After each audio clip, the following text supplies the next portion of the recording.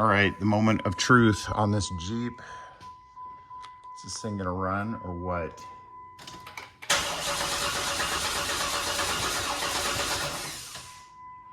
Let's see if we can get the fuel system primed.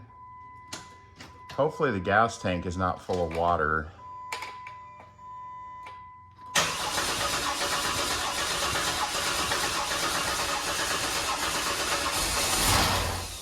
Oh, it's trying.